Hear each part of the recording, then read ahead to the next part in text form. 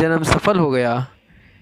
करुण निधान, आपने मुझे हर प्रकार का सुख दिया है तथा मेरे हर इच्छा को पूरी किया है, परंतु अब मेरे मन तत्वों की खोज करता है। मैं उस परम तत्व का ज्ञान प्राप्त करना चाहती हूँ जो सभी को सुख प्रदान करने वाला है, जिसे पाकर जीव संसार के दुखों और मोह माया से मुक्त हो जाता है और उसका उद्धार हो जाता है। प्रभु, मुझ पर कृपा कर आप मेरा ज्ञान वर्धन करें। ब्रह्मा जी बोले, मुने इस प्रकार आदिशक्ति देवी सती ने जीवों के उद्धार के लिए भगवान शिव से प्रश्न किया।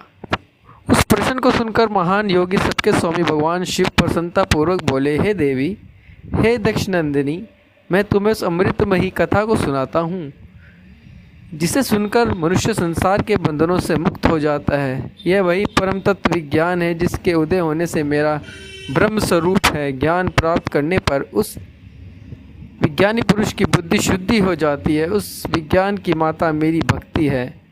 यह भोग और मोक्ष रूप से प्रदान करती है। भक्त और ज्ञान सदा सुख प्रदान करता है। भक्ति के बिना ज्ञान और ज्ञान के बिना भक्ति की प्राप्ति नहीं होती। हे देवी, मैं सदा अपने भक्तों के अधीन हूँ।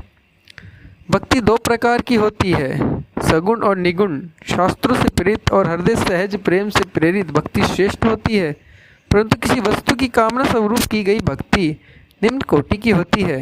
हे प्रिय, मुनियों ने सजोगुण और निर्गुण नामक दो भक्तियों के 9 भेद बताए हैं।